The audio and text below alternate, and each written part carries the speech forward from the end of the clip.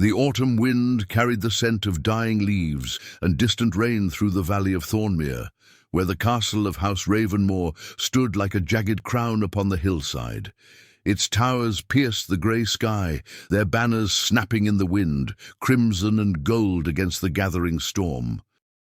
Below, nestled in the shadow of those ancient walls, lay the village where smoke rose from thatched roofs, and the ring of hammer on anvil echoed through the narrow streets like a heartbeat. It was there, in a forge blackened by generations of fire, that Gareth Ironhand worked his trade, his massive shoulders gleaming with sweat despite the autumn chill, his hands scarred and calloused from a lifetime of shaping steel. He was not handsome in the way of knights or nobles. His face was rough-hewn, marked by the kiss of flying sparks, his nose broken twice in tavern brawls. He never started but always finished. His hair, black as the coal in his forge, fell in wild tangles past his shoulders, and his eyes, grey as forge smoke, held a quiet intensity that made men uneasy and women curious. He spoke little, preferring the language of metal and fire, and the village folk respected him for his skill, even as they kept their distance. There was something about Gareth that seemed too large for the confines of ordinary life, as though he belonged to an older, fiercer time when men spoke with their hands and their honour was written in steel. The Lady Eleonora of Ravenmore knew nothing of such men. She had been raised in silk and perfume, tutored in music and poetry, taught to dance and embroider, and manage a household with the precision of a general commanding troops. She was beautiful in the way of painted saints in cathedral windows, all golden hair and porcelain skin, with eyes the colour of summer sky, and lips that curved in smiles both practised and perfect. At 23, she was the jewel of her father's court, sought after by knights and nobles from every corner of the realm, yet she remained unmarried by choice rather than circumstance. Lord Aldrich, her father, had given her the unprecedented freedom to choose her own husband, and she had rejected every suitor with the casual cruelty of one who has never known want or longing. It was on the feast of St. Crispin, patron saint of cobblers and leather workers, that fate drew them together. The castle had opened its gates for the harvest festival, and the villagers streamed through the courtyard with their offerings of grain and livestock, wine and honey, baskets of apples red as blood. Lord Aldrich sat upon his carved oak chair on the dais, his daughter beside him, watching the procession with benevolent detachment. Eleonora wore a gown of deep blue velvet that matched her eyes, her hair braided with golden thread, and she looked every inch the fairy tale princess the bards sang about in their romantic ballads. The blacksmith came last, as was customary for craftsmen of his trade. He bore no basket of fruit or cask of wine, but carried instead a sword wrapped in oiled cloth. The crowd parted for him, not from respect, but from an instinctive wariness, the way men step aside for wolves. Gareth walked with the confidence of one who knows his worth, his eyes fixed on the dais, and when he reached the foot of the steps, he knelt with a grace surprising in one so large. Lord Aldrich leaned forward with interest. The lord was a man who appreciated fine craftsmanship, and he had heard whispers of this blacksmith's growing reputation. Gareth unwrapped the sword and held it up, letting the grey autumn light play along its length.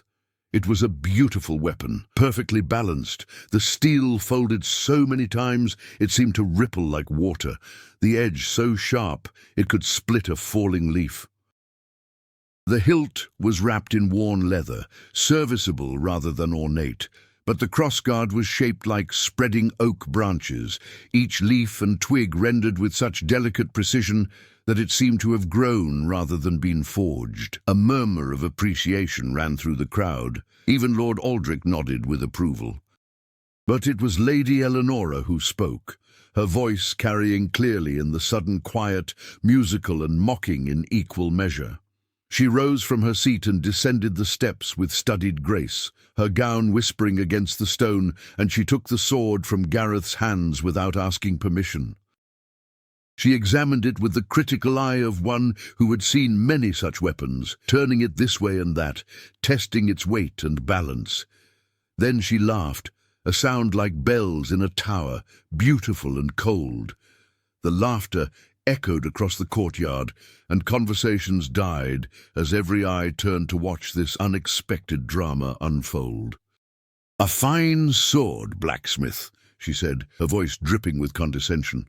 "For a village craftsman, no doubt it would serve well enough for butchering chickens or trimming hedges." She paused, letting the insult sink in, watching his face for reaction. Gareth's expression remained impassive, but his grey eyes never left hers, and there was something in that steady gaze that made her pulse quicken with an emotion she could not quite name. "Tell me, do you know what makes a truly legendary blade? Have you heard the stories of Winterfell, the sword that never dulled, of Starfire which blazed with its own light in darkness? Of Soulrender, which could cleave through armor as though it were parchment?" Gareth rose slowly to his feet. He stood a full head taller than the lady, and up close she could see the scars on his arms, the burn marks on his hands, the tiny silver flecks in his grey eyes, where metal fragments had embedded themselves over years of work. "I have heard the stories, my lady," he said, his voice deep and rough, like stones grinding together. "Every smith has heard them. They are fairy tales, legends told by men who have never held a hammer or felt the kiss of the forge." Eleanora's smile widened, sharp as a blade. "Then you admit you could never forge such a weapon? That your skill, however adequate for common soldiers, could never achieve true greatness?" The crowd held its breath. Even Lord Aldrich sat forward, sensing something significant in this exchange. The autumn wind gusted through the courtyard, making the banners snap and pulling at Eleanora's golden hair.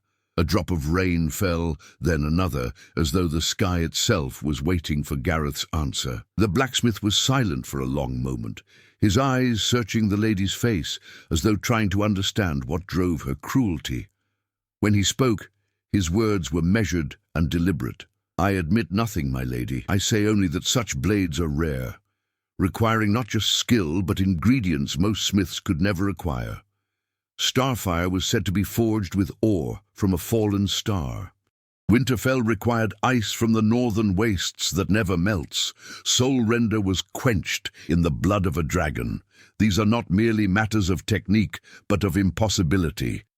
Eleanora's eyes glittered with malicious delight. She had found her entertainment for the day, and she would not let it go easily. She turned to address the crowd, her voice rising theatrically. "Listen well, good people of Thornmere. Your blacksmith admits defeat before even attempting the challenge. He hides behind excuses of impossible ingredients rather than confessing the limits of his skill." "I admit no such thing," Gareth said quietly, but his words carried weight that her theatrical pronouncements lacked. "I speak only truth. Name the blade you would have me forge, my lady, and I will tell you honestly whether it lies within the realm of possibility." The challenge was issued before Eleanora fully considered its implications, born of pride and the intoxication of having an audience hanging on her every word. "Very well, blacksmith. I have read in my father's library of a blade called Moonshadow, forged by the legendary Smith Calderon 500 years ago. It was said to be light as air, yet strong as mountain stone, sharp enough to cut through chainmail like cloth, and so perfectly balanced that a child could wield it with the grace of a master swordsman. The chroniclers say it was lost when King Eldred fell at the Battle of Crimson Fields, buried beneath the mud and blood of 10,000 dead. They say no smith since Calderon has possessed the knowledge to recreate such a masterwork." She turned back to Gareth, her smile triumphant and cruel. "Forge me such a blade, blacksmith, and I will marry you.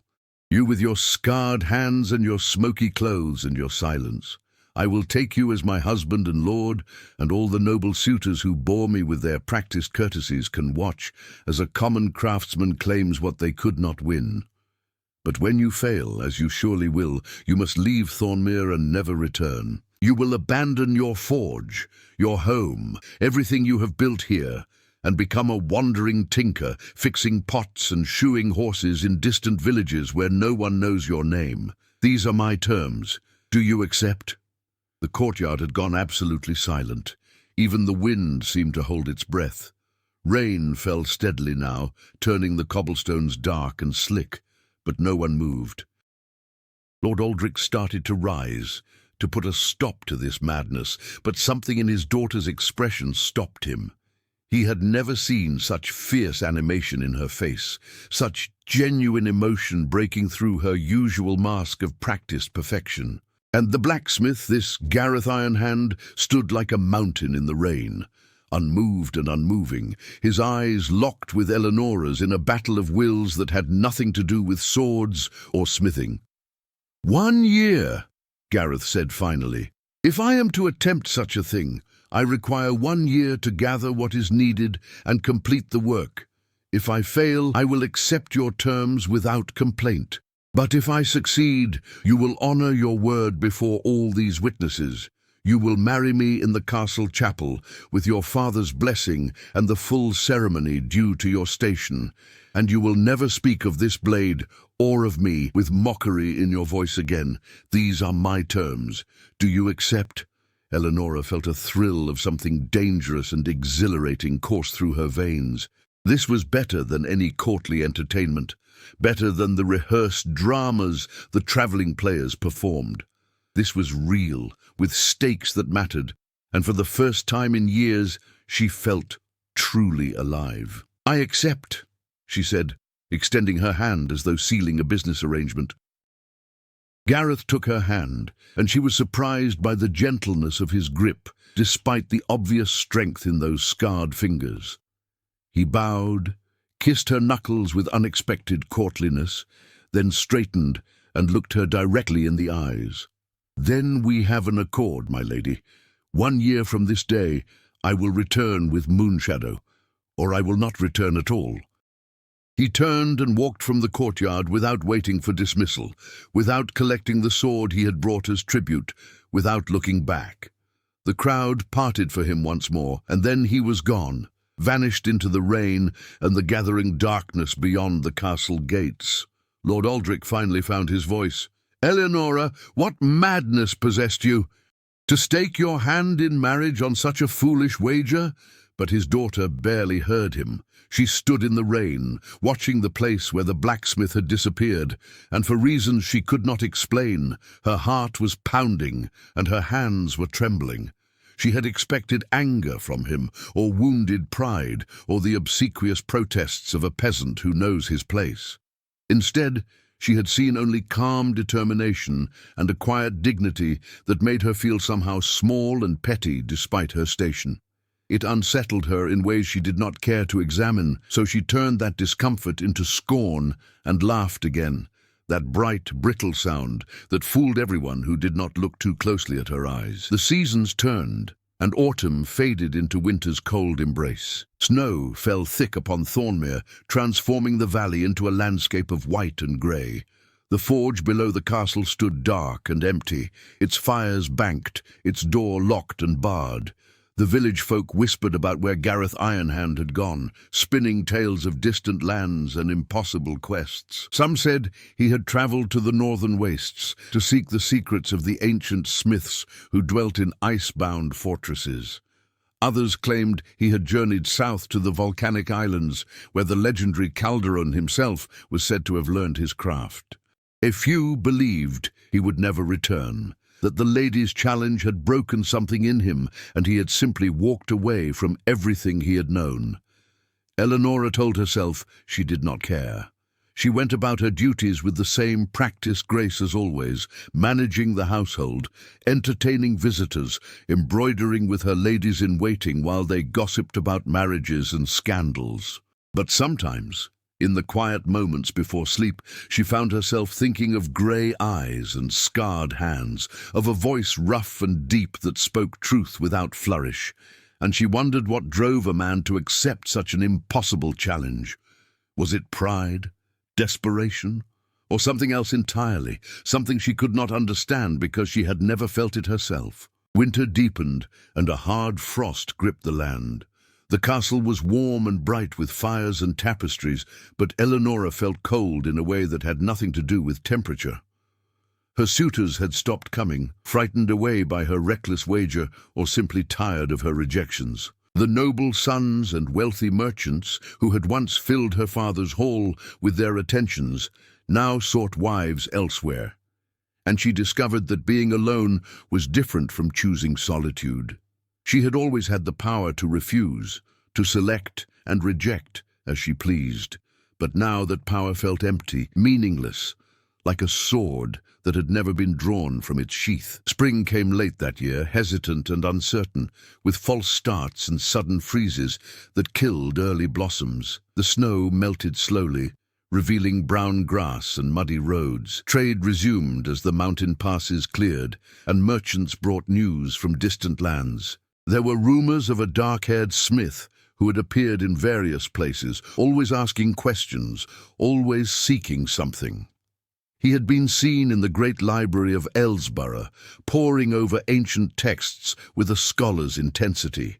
He had travelled to the ruins of Calderon's legendary forge, now nothing but crumbling stones, in a forest clearing. He had climbed to the hermitage of Brother Matthias, a monk who was said to possess knowledge of lost arts and forbidden techniques. Eleonora collected these rumors like precious gems, though she told no one of her interest. She learned that Gareth had sold everything he owned to finance his quest, that he had worked in distant forges to earn enough coin to continue his journey, that he had nearly died in a snowstorm in the northern wastes and been saved by a clan of mountain folk who remembered the old ways. The picture that emerged was of a man possessed, driven by a purpose that transcended mere pride or ambition. It made her uncomfortable, this evidence of dedication to a cause she had established as a cruel joke, and for the first time in her life, Lady Eleonora felt the sting of genuine shame. Summer arrived in a blaze of heat and golden light. The valley bloomed with wildflowers, and the air was thick with the drone of bees and the songs of birds. Eleonora's 24th birthday came and went with much celebration and little joy.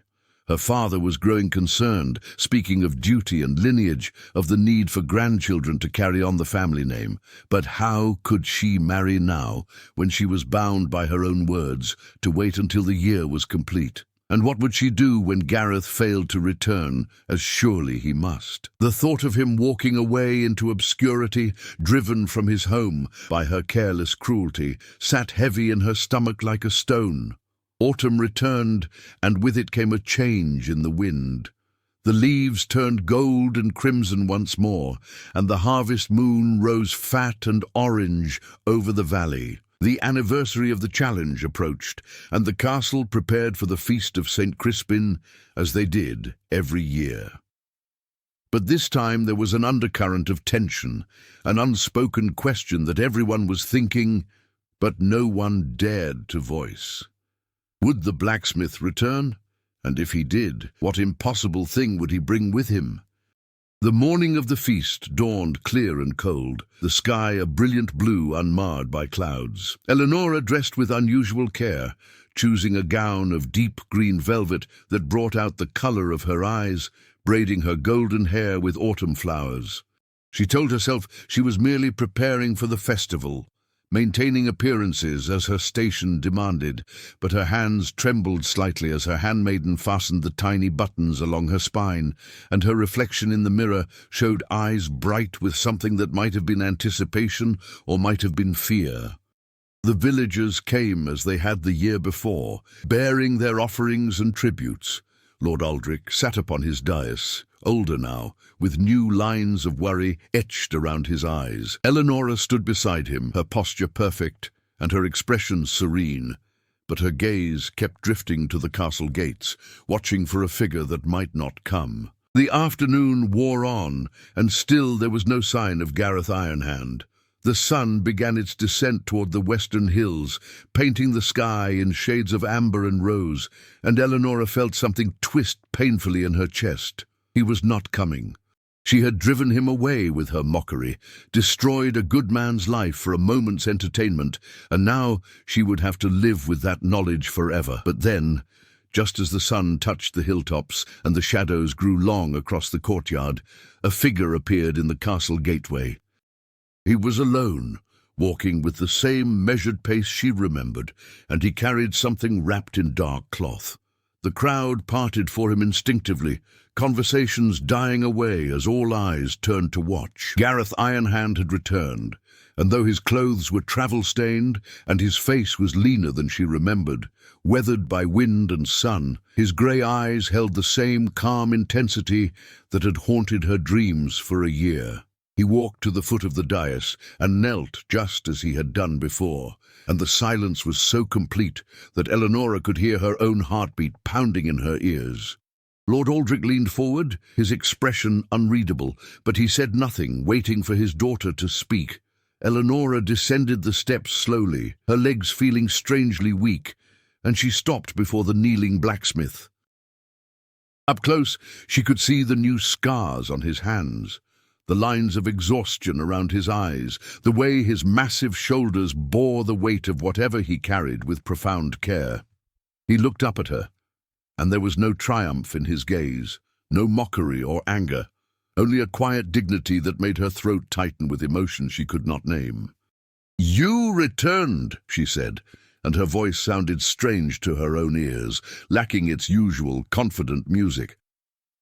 "I gave my word, my lady," Gareth replied simply. He began to unwrap the cloth, moving with deliberate care, and as the fabric fell away, a collective gasp rose from the watching crowd. The sword was beautiful beyond description, beyond even the legends Eleanora had read in her father's dusty books. The blade seemed to capture the light and transform it, shimmering with an inner radiance that was neither torch nor candle, but something altogether different, as though moonlight itself had been hammered into steel. It was long and elegant, the proportions absolutely perfect, and even without touching it, Eleanora could sense the balance Gareth had achieved.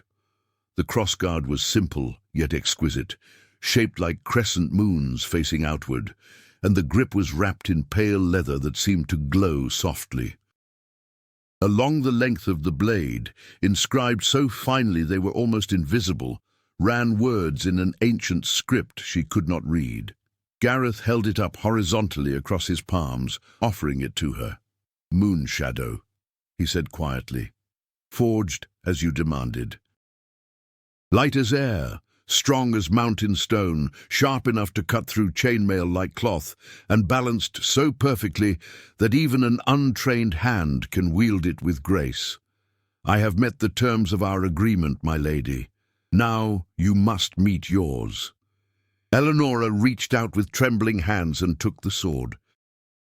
The moment her fingers closed around the grip, she understood that everything Gareth had said was true.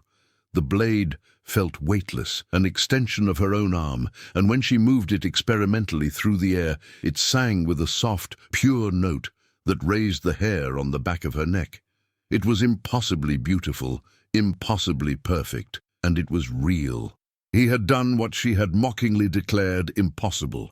He had succeeded where she had fully expected him to fail. She looked down at him, still kneeling at her feet, and for the first time in her privileged life, Lady Eleanora of Ravenmoor felt truly humbled. "How?" she whispered. "How did you do it?" Gareth rose slowly to his feet.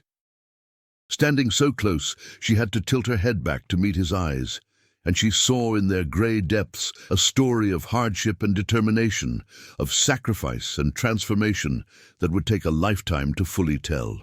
"I travelled to the places Calderon travelled," he said, his rough voice carrying clearly in the hushed courtyard. "I found fragments of his journals in the library at Aylesborough, hidden away where most men would never look.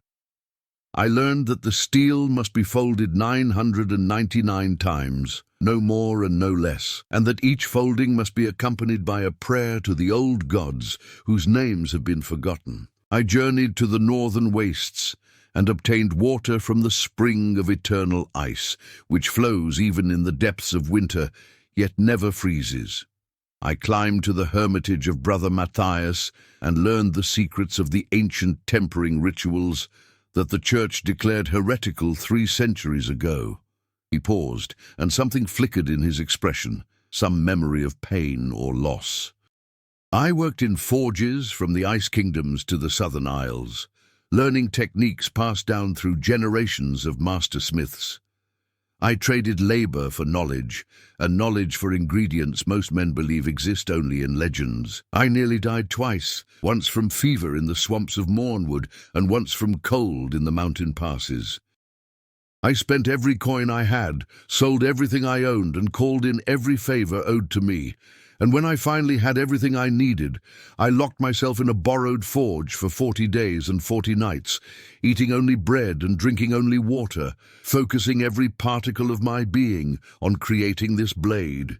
He reached out and gently touched the sword she still held, his scarred fingers brushing against the moonlit steel. I forged it for you, my lady. But not because I want to marry you.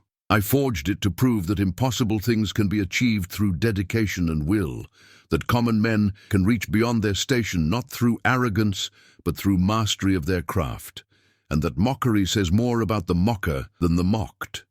You issued your challenge in cruelty and jest, expecting me to fail so you could enjoy my humiliation. But I accepted because I needed to know if I could do it, if I had the strength and skill to equal the legendary smiths of old, and now I know that I do. He stepped back and regarded her with those steady grey eyes. So I release you from your vow, Lady Eleonora. I have no desire to force you into a marriage you dread, to see contempt and resentment in your eyes every morning for the rest of my life. Keep the sword as proof that your challenge was met, or destroy it if you prefer. I am content with the knowledge of what I have accomplished.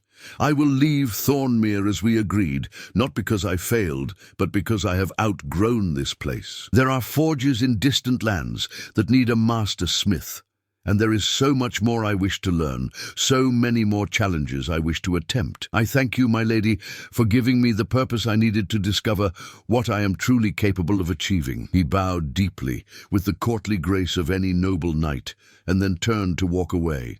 He took 3 steps before Eleonora's voice stopped him, sharp and commanding and utterly unlike her usual musical tone.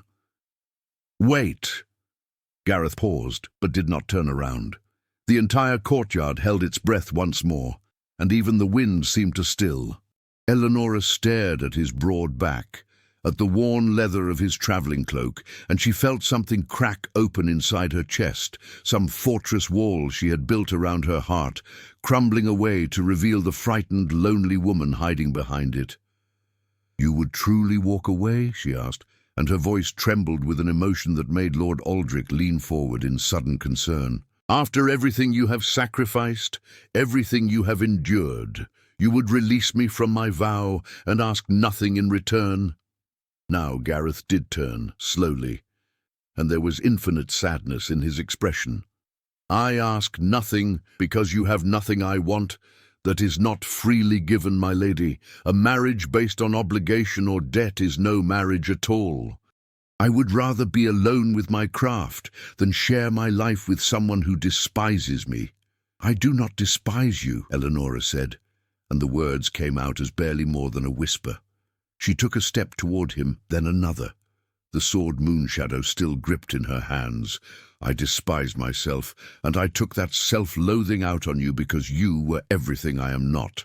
You have purpose and skill, and the courage to pursue impossible things, while I have spent my life as a pretty ornament, rejecting suitors not because none were worthy, but because I feared discovering that I had nothing of value to offer in return. You accepted my cruel challenge with grace and determination, while I have wasted a year in petty resentment and growing shame." She stood before him now, close enough to see the gold flecks in his grey eyes, the pattern of scars on his strong hands, the way his chest rose and fell with controlled breathing. "I have thought of you every day you were gone," she continued, her voice growing stronger.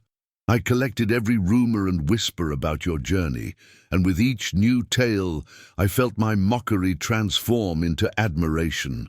I watched you from a distance as you dedicated yourself to the impossible, as you sacrificed everything to meet a challenge issued in cruelty, and I learned something about true nobility that no amount of breeding or fine clothes could ever teach me. You are more noble in your scarred hands and simple clothes than any of the knights and lords who have courted me, because your nobility comes from within, from the strength of your character and the depth of your dedication. She held up the sword between them, its moonlit gleam reflecting in both their eyes. I do not want you to release me from my vow. I want you to hold me to it, because for the first time in my life, I have met a man I truly respect, a man who challenged me not with flattery or gifts, but by showing me what real courage and determination look like. If you will still have me, not because of duty or obligation, but because you believe I might become worthy of the man you are, then I will gladly marry you. But if you have seen into my heart and found only emptiness and vanity, if you judge me unworthy of your regard, then I will accept that judgment and bear the weight of my own mockery for the rest of my days." The silence stretched between them, taut as a bowstring, while the entire castle courtyard watched in breathless anticipation. Lord Aldrich's face showed astonishment and something that might have been dawning approval. The villagers whispered among themselves, amazed at the transformation in their proud lady. But Gareth saw only Eleonora, searching her face for truth, weighing her words against everything he had learned of her character in their brief encounters. Finally he spoke, his rough voice gentle. "I do not require you to be worthy of me, my lady. I am a blacksmith, a craftsman, a man who works with his hands and speaks little. But if you are willing to see beyond station and expectation, to build something together that is neither noble nor common but simply true, then I will gladly take you as my wife." Not because a vow was made, not because a challenge was won, but because I have seen in your eyes this day a courage equal to any I displayed in my quest. It takes greater bravery to admit fault and seek forgiveness than to accept any dare, however impossible. He held out his scarred, work-roughened hand, not as a peasant to a noble, but as a man to a woman, as an equal to an equal. Eleonora looked at that offered hand for a long moment, understanding that taking it would mean surrendering the privilege and protection of her station, accepting a life very different from the one she had always expected. Then she smiled, and this time it was genuine, reaching her eyes and transforming her face from practiced beauty into something real and luminous. She lowered Moonshadow carefully to the ground and placed her delicate, soft hand in his scarred, strong one. "Then I accept Gareth Ironhand," she said clearly, her voice carrying across the courtyard, "not because I must, but because I choose to. And I swear before all these witnesses that I will never again speak with mockery or cruelty, that I will strive to match your dedication with dedication of my own, and that I will spend the rest of my days learning what it means to be truly worthy of such a man." Lord Aldrich rose from his seat, and to everyone's surprise he was smiling. "Then I give my blessing freely and gladly," he announced, his voice strong despite the emotion that roughened it. "Gareth Ironhand, you have proven yourself through trial and dedication, and you have won not just the challenge but my daughter's genuine regard. You will marry in 3 months' time, in the castle chapel as agreed, and I will dower my daughter with gold and lands sufficient to establish you both in comfort. But more than that, I offer you the position of Master Smith to House Ravenmore, with forge and workshop and all the resources you require to continue pursuing your craft. Will you accept?" Gareth bowed deeply, his hand still clasped in Eleonora's. "I will, my lord, and I'm honored beyond words. I ask only that I might continue to take apprentices from among the village youth, and that I might be permitted to travel occasionally to learn from Master Smiths in distant lands." "Granted," Lord Aldrich said immediately. "You have shown that the pursuit of knowledge and mastery benefits all, and I would not cage such dedication behind castle walls." The courtyard erupted in cheers and celebration. Musicians appeared with lutes and drums, and wine was brought out in great barrels. The villagers who had watched Gareth's humble departure now witnessed his triumph, and they celebrated not just his success, but the promise of having such a master craftsman bound to their valley once more. The noble visitors who had gathered for the feast found themselves witnessing something far more compelling than any planned entertainment. A real romance with real stakes, and they would carry the tale back to their own lands, where it would grow with each telling until it became the stuff of legend. But Gareth and Eleanora barely noticed the celebration. They stood together in the center of the chaos, hands still clasped, looking at each other with the bemused wonder of two people who have stumbled unexpectedly into something precious. They talked quietly as the feast began around them, sharing stories of the year that had passed, learning each other's voices and mannerisms with the careful attention of master craftsmen studying their materials. Eleanora learned that Gareth loved poetry, but had never had time to learn to read properly, that he had a passion for music, but believed his hands too scarred to play an instrument, that he had a gentle way with children and animals, despite his fearsome appearance. Gareth learned that Eleanora had studied swordcraft in secret, defying her father's wishes because she resented being seen only as an ornament, that she had a quick mind for strategy and numbers, that her cruelty had been a mask for deep loneliness and a fear of never finding someone who saw her as more than a beautiful prize. They learned that they fit together in ways that neither had expected, that his silence complemented her verbal fluency, that her education could unlock knowledge he had struggled to access, that his dedication to craft matched her hidden hunger for purpose. And as the moon rose over Thornmere, full and bright above the celebrating castle, they began to imagine a future that was richer than either could have achieved alone. The 3 months before the wedding passed in a blur of preparation and discovery. Gareth reopened his forge, with Lord Aldrich's resources behind him, and he began training a select group of apprentices in the ancient techniques he had learned on his journey. Eleanora surprised everyone by spending time in the forge, learning the basics of the craft, understanding the discipline and focus required to shape metal. She burned her hands and ruined several pieces, but she persisted with a determination that earned Gareth's respect and the apprentices' admiration. She also used her education to help Gareth, reading to him from the ancient texts in her father's library, translating the difficult passages and helping him understand the theoretical knowledge that supported his practical skill. Together, they began experimenting with new alloys and techniques, combining her scholarly research with his hands-on expertise. It was a true partnership, each bringing their strengths to bear, and they found joy in the collaboration that neither had anticipated. The wedding was held on a clear winter day, with snow falling softly on the castle grounds. Eleanora wore white velvet embroidered with silver thread, and Gareth wore his finest clothes, simple but well made, his wild black hair tamed into a neat braid. They spoke their vows in the ancient chapel, with Lord Aldrich officiating and the entire valley in attendance, and when Gareth kissed his bride, the cheers shook the rafters. It was said afterward that the Lady of Ravenmoor wept genuine tears of joy, and that the blacksmith smiled for the first time in memory, and that their love was proof that the greatest treasures are often found where we least expect them. They built a life together that became legendary in its own right. Gareth's forge produced weapons and tools of such quality that nobles travelled from distant kingdoms to commission his work.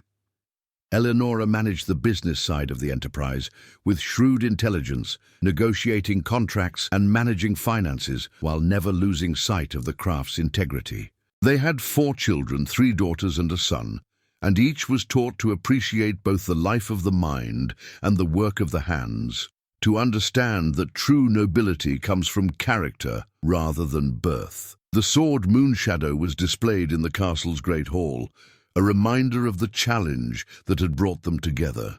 Gareth never forged another quite like it, though he created many masterpieces in his long career. He said that some things were meant to be unique, impossible achievements that marked turning points in a life, and that trying to repeat them would diminish their significance. Eleonora agreed, understanding that their love itself was such an achievement, impossible by all conventional standards, yet undeniably real, forged through challenge and sacrifice, and the courage to see beyond the surface to the truth beneath.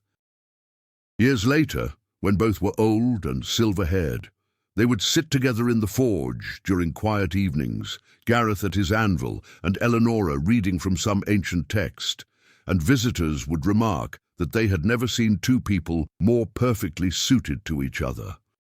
The story of how they met would be told and retold, growing more elaborate with each telling, but those who knew them best understood that the real story was far simpler and far more profound. It was a story about how mockery can become respect, how cruelty can transform into love, and how the impossible becomes possible when two people are willing to forge something new together, shaped by dedication and tempered in the fire of genuine partnership. And if sometimes Eleonora felt a pang of shame when she remembered her initial cruelty, Gareth would take her hand in his scarred, strong grip and remind her that without that challenge, neither of them would have discovered what they were truly capable of becoming. The sword had been forged in response to mockery, but their love had been forged in mutual respect, and while the blade would eventually rust and crumble, their bond grew stronger with each passing year, an alloy of two souls that could never be separated or diminished. So the tale ends, as all good tales should, with wisdom earned and love rewarded, with lessons learned through trial and triumph. The lady of the castle mocked a blacksmith and issued an impossible challenge, and in meeting it, he showed her what she had been missing in her life of privilege and practiced perfection. They found in each other not completion but enhancement, not two halves made whole, but two wholes made greater, and their story became a testament to the transformative power of respect, dedication, and the courage to admit when one has been wrong. In the valley of Thornmere, where the forge fires still burn and the castle banners still snap in the wind, their legacy endures, a reminder that the greatest treasures are forged not in a day, but through a lifetime of patient dedication to the work of building something worthy together. If you enjoyed this tale of courage, transformation, and unexpected love, please take a moment to like this video and subscribe to Medieval Stories for more epic narratives from ages past. Share in the comments what challenged you most in your own life, or tell us which aspect of Gareth and Eleonora's journey resonated with you. Your engagement helps us bring more of these timeless stories to life, and we truly appreciate every like, subscription, and comment. Until next time, may you face your own impossible challenges with the courage of a blacksmith and the wisdom of a lady who learned to see beyond appearances to the truth that lies beneath.